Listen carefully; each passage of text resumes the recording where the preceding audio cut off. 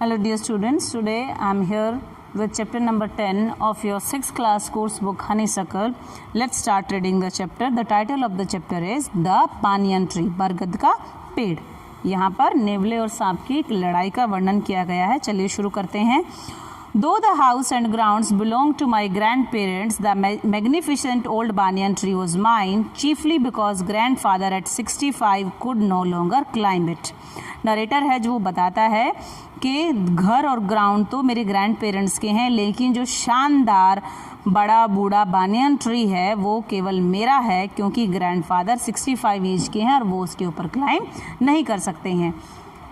Its spreading branches which hung to the ground and took root again, forming a number of twisting passages. इसकी ये बहुत बूढ़ा पेड़ है, बहुत बड़ा पेड़ है, विशाल है। इसकी ब्रांचेस नीचे हंग करके लटकी हुई हैं और दोबारा उनमें से जड़ें निकल के और बार बार वो ऊपर मिल जाती हैं पेड़ के अंदर। तो इससे इसके अंदर ट्विस्टिंग रास्ते बने हुए हैं, पैसेजेस बने हुए हैं मुड़े तुड़े। गेव मी एंडलेस प्लेजर, और नरेटर को इनमें से घूमने में बड़ा ही आनंद आता है। Among them were squirrels and snails and butterflies. उनके अंदर squirrels, snails और butterflies भी रहती हैं। The tree was older than the house. जो घर है वो पेड़ है वो घर से भी पुराना है। Older than grandfather, और grandfather से भी पुराना है। As old as Dehradun itself. ये तो शायद इतना पुराना है जितना कि देहरादून शहर खुद। I could hide myself in its branches. मैं अपने आप को इसकी branches में छुपा सकता हूँ।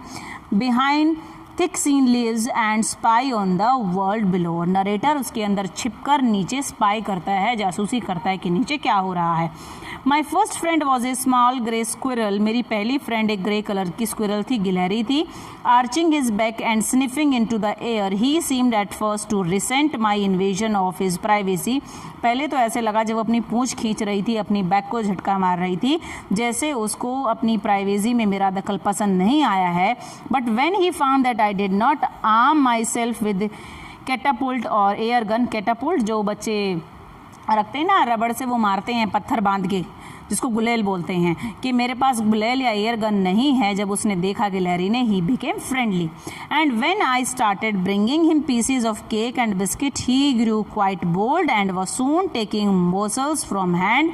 और जब नरेटर उसके लिए टुकड़े लेके जाने लगा बिस्किट और केक के, तो वो और भी ज़्यादा फ्रेंडली हो गई और उसके हाथ से टुकड़े लेकर खाने लगी।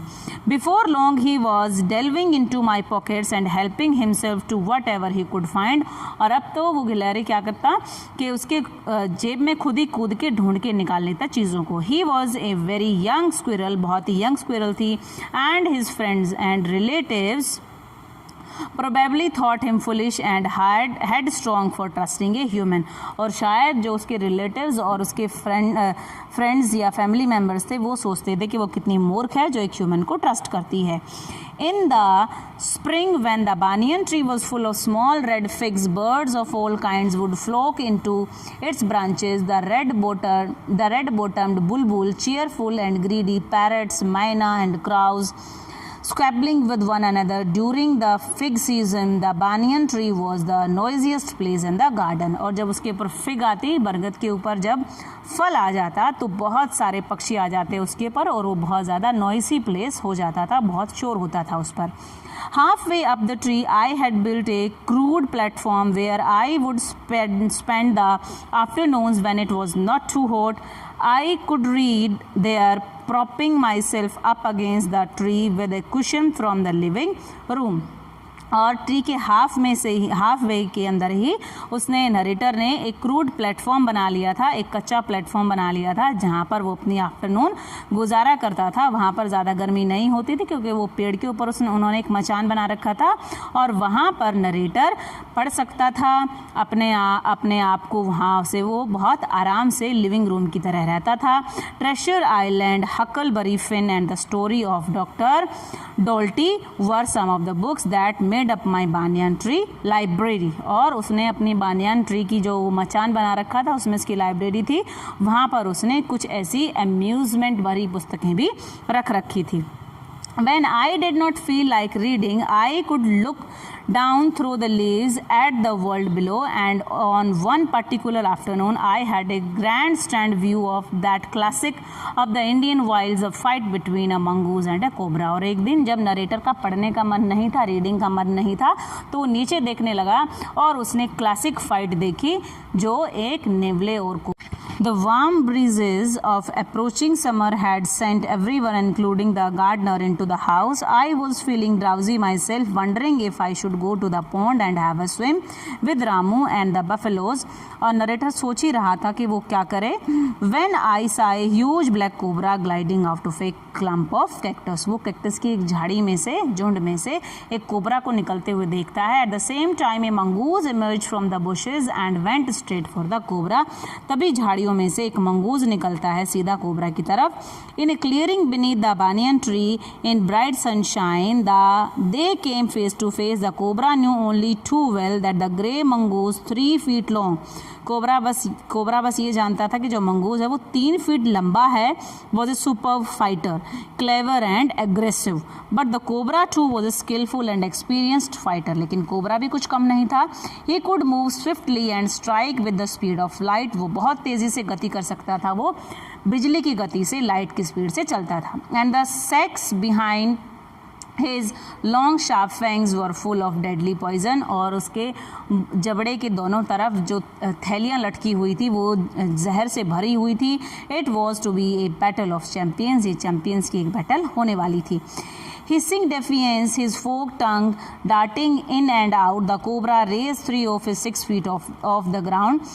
कोबरा जो है लड़ाई शुरू कर देता है, अपने वो डंक को बाहर निकाल लेता है जो कि जिसमें आगे फोर्क बना हुआ है, और वो 3 फीट ऊपर उठ जाता है ज़मीन से. And spread his broad spectacled hood. और वो अपना चौड़ा जो उसका फन है उसको फैला देता है. The mongoose bushed his tail. Mongoose भी अपनी पूंछ के बाल खड़े कर लेता है. The long hair on his spine stood up. Though the combatants were unaware of my presence in the tree, they were soon made aware of the arrival of 2 other spectators. One was a myna, the other a jungle crow. जल्दी ही 2 दूसरे दर्शक भी आ गए. आपको यहाँ पर दिख भी रहे होंगे चित्र में, एक मैना और एक कौवा.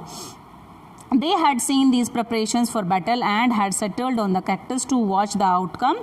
Had they been content only to watch, all would have been well with both of them. दोनों के साथ ठीक ठाक चल रहा था, दोनों एंजॉय कर रहे थे फाइट को. The cobra stood on the defensive, swaying slowly from side to side, trying to mesmerize the mongoose into making a false move. Cobra कोशिश कर रहा है, डिफेंसिव मोड में है, बार बार साइड टू साइड हिल रहा है ताकि वो मंगूस को बहला सके अपने फाल्स मूव में. But the mongoose knew the power of his opponents. Glassy unwinking eyes. Wink मतलब झपकना और अनविंकिंग जो झपकती नहीं है. And refuse to meet them. Instead he fixed his gaze. Gaze मतलब आंखों को एक जगह ध्यान केंद्रित कर लेना. At a point just below the cobras hood. लेकिन जो मंगूस है उसने तो कोबरा के फन के नीचे एक जगह पर अपना ध्यान लगाया हुआ था. And open the attack. और वो अटैक को ओपन कर देता है. Moving forward quickly until he was just within the cobra's reach. The mongoose made a pretended move to one side. Immediately the cobra struck. His great hood came so swiftly that I thought nothing could save the mongoose. और दोनों की fight शुरू हो गई. दोनों ही बहुत तेज तर्रार हैं. But the little fellow jumped neatly to one side. लेकिन जैसे ही कोबरा उसकी तरफ बढ़ता है वो मंगूस अपने आप को बचा लेता है. And darted in as swiftly as the cobra, biting the snake on the back and darting away again out of reach. लेकिन मंगूस तो और भी तेज निकला. वो उसकी पीठ पर उसको काट भी लेता है और दोबारा से उसकी रीच से बच भी जाता है. At the same moment that the cobra struck, the crow and the myna hurled themselves at him only to collide heavily in mid-air. और जब ये हो रहा था, ये सब हो रहा था, तो मैना और कौवा भी एक दूसरे से टकरा जाते हैं जोर से. Striking insults at each other, they return to the cactus plant. दोबारा से वो कैक्टस प्लांट पर बैठ जाते हैं. A few drops of blood glistened on the cobra's back. Cobra की बैक पर कुछ खून की बूंदें दिख रही हैं. The cobra struck and missed again. The mongoose springs aside, jumped in the and bit. दोबारा से कोबरा ऐसे ही कोशिश करता है लेकिन इस बार भी मंगूस उसको काट लेता है और वो खुद बच जाता है.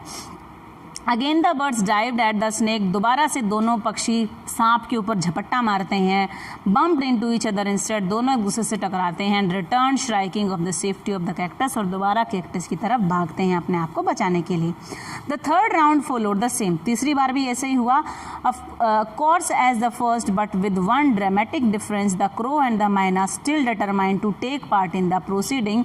क्रो जो कौवा और मैना था इस प्रोसीडिंग में अभी भाग लेना चाहते थे. Dived at the cobra but this time they missed each other as well as their mark, लेकिन इस बार वो मिस कर जाते हैं. The myna flew on and reach its perch, myna तो अपनी जगह पर पहुंच जाती है. But the crow try to pull up in mid air and turn back, लेकिन क्रो मिड एयर में ही रुक जाता है. In the second that it took the bird to do this, the cobra whipped his head back and struck with great force, और cobra उसके ऊपर हमला कर देता है. Is snout thudding against the crow's body, eyes, और वो उस तरह से उसको झपट्टा मारता है. I saw the bird flung nearly 20 feet across the garden, और जो बर्ड है बहुत गुस्से में था कोबरा, तो 20 फीट दूर जाके गिरता है. It fluttered about for a while then lay still, वो कुछ देर तक तो अपने पंख फड़फड़ाता है लेकिन फिर शांत हो जाता है. The myna remained on the cactus plant, myna cactus plant पर ही है.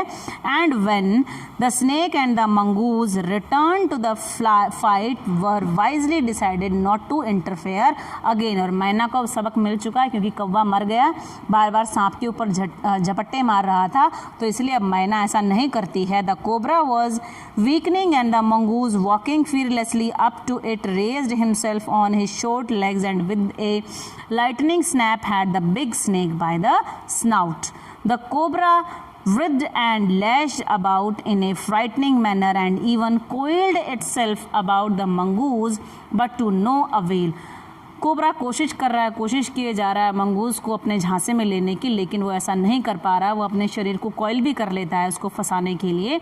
The little fellow hung grimly on until the snake had ceased to struggle. He then smelt along its quivering length, gripped it round the hood and dragged it into the bushes. और फिर वो bushes के अंदर उसको drag करने की कोशिश करता है. The myna dropped cautiously to the ground, hopped about, peered into the bushes from a safe distance and then with a shrill cry of congratulations flew away. और आखिर में मंगूज ने उसको गिरा ही लिया था झाड़ियों के अंदर, मंगूज ने उसको मार दिया है कोबरा को, और मैना भी वहाँ से उड़ जाती है, एक सेफ डिस्टेंस पर वहाँ से चली जाती है और आवाज़ करते जा रही है उसको कांग्रेचुलेशंस देते हुए. Thank you, that was all.